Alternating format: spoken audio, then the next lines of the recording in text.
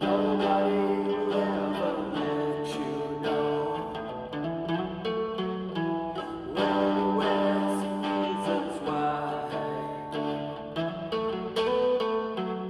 They just tell you that you're on your own. Fill your head up full of lies.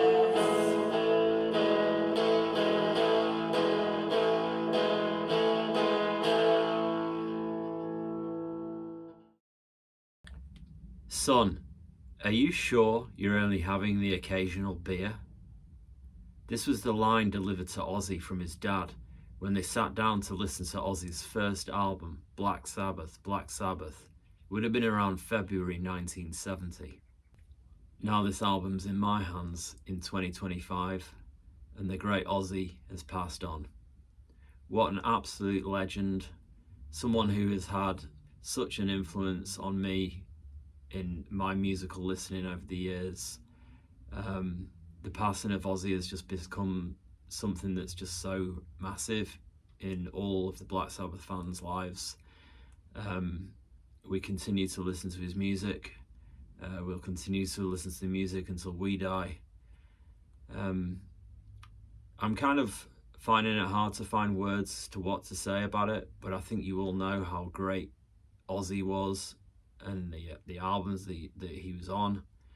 What an absolute massive statement he's made in the world. The Black Sabbath albums are that's just such a part of my life. It's funny because I first got into Black Sabbath not by listening to Ozzy, but I went into a local library when I was a kid, and I was just looking for new albums to listen to, and I ended up seeing the Dehumanizer album, which is actually one of the Ronnie Dio albums, and I saw the cover and I saw Black Sabbath written on it. I just thought, oh, that looks interesting, I'll take that home and listen to it. And I listened to it and I just loved it. I loved the guitars, I loved the vocals, I loved everything about it, and I was like, I just need to find out more about this band. And I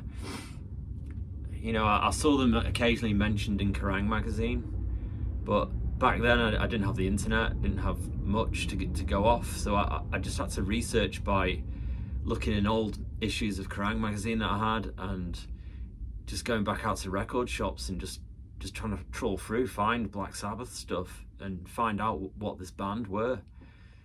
So I ended up getting a greatest hits album, and then as soon as I put that on and heard War Pigs, I was like, oh, hang on, I'd already heard the song War Pigs because Faith No More did a cover of it, and I thought it was Faith No More's song. I had no idea. And so when I put it on, I was like, oh, I put the two together and I was like, oh, this is actually a cover version of this Black Sabbath song. And I'm like, oh, okay. And then eventually just putting the whole thing together, buying more and more albums, more and more stuff, obsessively watching those videos, Black Sabbath Story Volume 1 and Volume 2 on video, and then that just told me the whole story about the band. That just pieced everything together for me. It was amazing. Amazing story. Ozzy's had an amazing life, and then obviously he went on to do his own solo career, which was what some people say was probably in volume terms, it was probably more popular, but to me, I always loved the Black Sabbath stuff. I love Bark at the Moon as well. I love the Osmosis album because that's when I went to see Ozzy in '96. Went to see him on the Osmosis tour, supported by Fear Factory. That was the time in metal that I could see a big change happening in metal. As soon as Fear Factory came on the stage, I just saw more people my age at gigs. There was a difference in the way people started to behave at gigs, and I knew something bigger was happening in metal, and it was all because of Ozzy. Really, he set the benchmark, and people just took it and ran with it, and eventually we got metal music that we have today from that, those beginnings of metal. I did see Ozzy, and after the gig, I actually met Geezer Butler. That was a great a great time. It was a long time ago, but it was a great time. I've just been obsessed with Sabbath for many years, and it's something that's really sort of jolted me. Is I always used to think, what's going to happen when one of the members of Black Sabbath leaves us? Is the world going to keep turning? It's such a massive energy. You can feel it. Such a massive energy that's left us in the world. But he has left behind a legacy of great albums, great entertaining stuff on YouTube. There's so much funny stuff. I mean, we've got to remember that Ozzy was a funny, hilarious character who liked making people happy. He really did, and you could see the love that he had to give to people. We've got to remember those things. Remember what he did and why he was here, and he's left a massive legacy, and a legacy that we can pass on to everybody who comes into the world, is to remember that. So I just want to go through a few of my albums that I've got. Obviously, that, like I said before, the Dehumanizer album was the one that I picked up first. That's where I first heard about Black Sabbath. Obviously, it's got quite a striking cover, and it just, as a 14-year-old boy, kind of interested me. I think I was about 14. I picked that up on cassette in a library. I just saw it. I just thought, what is that? I thought it was a bit cheesy as well, but I was like, oh, I don't know what it just intrigued me. And I just, I got it. But then when I saw the pictures of the guys on the back, I was like, I don't know, it's just the whole energy around it. And then when I listened to it, it's probably the guitar was just so powerful. And I just went on, I just collected albums after albums. So I got the first one, Black Sabbath. Loved that. I mean, just totally ominous. That's Maple Durham House. I went there. Before I left England, I took a pilgrimage to Maple Durham House just to have a look at it, and it just looks exactly like it does on the album cover. If you ever get the chance, you're in England, go down there. It's in Oxfordshire, near Reading, just on the Thames. Amazing place. Paranoid. This is a re-release of Paranoid. It's not got the gatefold, unfortunately. It's one of those, I hate heavyweight albums. It's just a bit, yeah, I don't know. But yeah, brilliant album. Master of Reality. That is just, I just love the sentiment behind that Master of Reality, because it's purple. Why is it purple? Funeral colours. And it's, what did Ozzy go out in? He went out in purple, just like this. It's just, they were funeral colours. That's why they coloured it purple. Very ominous energy around that, around them doing that. And then Ozzy, obviously, if you look at his funeral procession, etc., it's all in purple. Sabbath Volume 4. It's not my favourite, I've got to say. There are some amazing tunes on there. I love Wheels of Confusion. It's just, that's a masterpiece. Sabbath Bloody Sabbath, probably my favourite Black Sabbath album. I love this album. I love the fact that it was recorded in a castle, in Clearwell Castle. The artwork's amazing as well. I love the kind of story it sort of tells. Almost as this guy being possessed by the devil or something. Love the font that they used on here as well. Everything about this album is just amazing. Yeah. Got probably one of the most hilarious album covers ever. Look at Ozzy and his caftan. Bill Ward in a pair of tights. You know, Geezer and Tony are the only people who look like are sort of like okay dressed. I mean, and then you turn the back, it's just like, yeah, hilarious album cover. They're all a bit depressed on this album. Obviously, they're getting sued left, right, and centre. Not in a happy place, and very angry songs on that album. I mean, Symptom of the Universe, what a absolute classic. I mean, all the lawsuits that they were having at the time, it didn't stop them making amazing music, you know. Technical Ecstasy, obviously, I do love the album cover and the story that tells, but not an amazing album. It's got some good riffs on there, got some interesting stuff, but started to venture into a bit of the old prog rock sort of thing. Not a thing I'm fond of, but love it all the same. I bought it just because I love it. Never Say Die. Love this album. Yeah, a great send off for Ozzy from his Sabbath days. I love the cover. Proceeding to get a Never Say Die tattoo soon. In the next few weeks, I will probably show that. And what we got here is Blizzard of Oz, Ozzy's first solo album. Look at the state of him on there. So funny. Doesn't look too happy there. Probably doesn't know what the hell's going on. But a great album. A great sort of comeback. I mean, what an explosive comeback.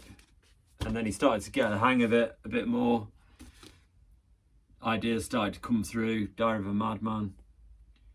I mean, ode to the old inverted cross again on the back of there. Crazy ideas. I mean, I like these albums, but I'm never a fan of Randy Rhoads' guitar playing. It's a bit just, I don't like guitar soloists. It's just, I like riffs, man. I like Tony's riffs. It's just that's where I was. This was a lot better. It's like Bark at the Moon for me. The song Bark at the Moon was more up my street. I think I've got another album somewhere. I don't know where it's gone. Yeah, some great albums, great songs on this album. So I've got some inner sleeves and stuff. Yeah, love it. Keep these albums till the day I die. I really will. It's part of me, part of my life. You know, this is part of who I am. You know, got that one. I mean, I didn't go out to seek to buy these albums. I just used to go to record shops every Saturday and thumb through the albums. And if I saw an Ozzy one, I'd just buy it. It just was random. What albums I've got here. It's not that I went out to buy them because I liked them. It was just what was in the shop at the time. I just was like, okay, I'll just buy what's on offer. And every time I saw one, I just bought it. Haven't listened to these for ages. Some of the songs, No Bone Movies, God, yeah, I just it's just history, really, rock history. And I keep it here with me, preserved. Now I've got one, Live at Last. Ozzy was on that. It's a great raw live album. I love the font on this. This is like, I think it's called Orbit, this font. But great album. I think it was released after. It was released like once Dio was in there, so it was some sort of contractual obligation they had to release an live album. But there it was, and there it is in my collection. I did make sure that I got all of the Ozzy ones. I think I've actually got do you know what? I've got every single Sabbath album other than Born Again. So I got Heaven and Hell. This is all part of the Sabbath history, you know. Like, we've got Heaven and Hell. It's a funny story about my Mob Rules album. Like, it's got a crease in it, like someone's folded it up. And yeah, they did. I folded it up and put it in my pocket because I took it back to the local library where I picked up the first Black Sabbath album, and I started photocopying this because I wanted to make my own album for my own band, and I wanted it to be like this in this font. I just loved this album cover. I still love it to this day, and if I ever do another album, I want the font to be like in that blood splattered font. I mean, I just love it, and I was trying to replicate the sort of design for it for something for myself. And God knows why I folded it up in my pocket. I think I was a bit scared that people would see it or something and think I was weird. I don't know, there was a lot of secrecy around what I was into at the time. I was very secret about, I didn't tell anybody about me liking this kind of music when I was a kid. I used to keep it quite a secret. I don't know why. But I remember at the time as well, when I went into school and told everyone I liked Black Sabbath, people were like, who are they? We don't know. We're into Slayer, we're into Machine Head, we're into Pantera. No one was into Sabbath, and I was like, I love Sabbath. Like this is my band. And no one else was into them. Everybody just laughed at me, and then now everybody claims to love them, and it's like, well, I loved them from the day I heard them. To be honest, but more the Tear album, Eternal Idol, Headless Cross, Old Tony on His Own on Seventh Star. Love it, love it. Love the riffs on that album, man. They've got Live Evil, the old album where it was caused a lot of arguments with Dio and Tony and Geezer about turning the vocals up loud and turning the guitars up loud. Is all a lot of whatever, you know. And then yeah, I do have Born Again, but I've got like the demo tape version. Which apparently, like, they hated how it was sort of mixed, and I don't know, apparently this is a better mix, I don't know, but there you go. I have the entire Sabbath collection. I'm an absolute Sabbath nut. One of the projects I want to do next is I haven't ever made a bass pedal, like a pedal exclusively for bass guitar, so I want to try and make a sort of tribute to Geezer Butler as well. So I'm starting to make like a bass pedal. And it's the thing is with bass pedals, I want it to have distortion, but I want it to still be able to get like your the bass sound. So I want a blend knob on it, so you can blend your clean and your distorted sounds together. I'm having a go at etching some sort of Black Sabbath sort of thing on there. I've got sort of like a Geezer Butler sort of back plate for a pedal.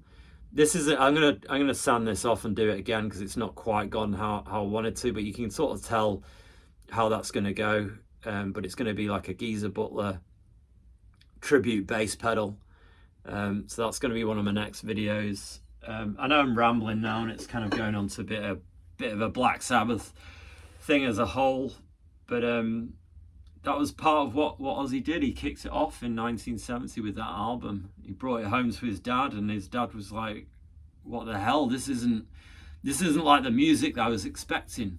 He was expecting, like Ozzy says, a bit of an ease up, a bit of a, you know, beer drinking songs or happy sort of folky songs, and he put it on and it was that, and his dad was like, well, I've never heard music like this before. This isn't music. Like, what the hell is this? And nobody made music like that. You know, at the time, you could get some maybe dark folk songs or something, but there was nothing like that, really. I mean, I think Led Zeppelin were out at the time, maybe the Yardbirds, the Who.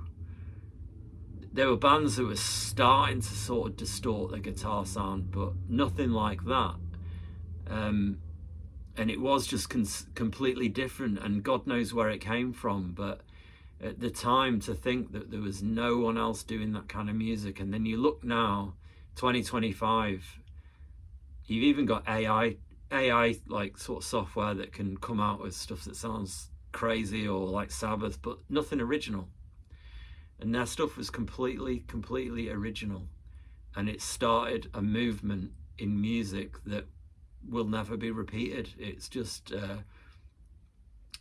you know, God knows where that stuff came from and why it was put on earth, but it's just amazing stuff, and it's changed my life. So I hope this video I just put it out there to show people that, you know, it's another tribute to Ozzy, because we all loved him. So thanks for watching the video, and I'll see you next time.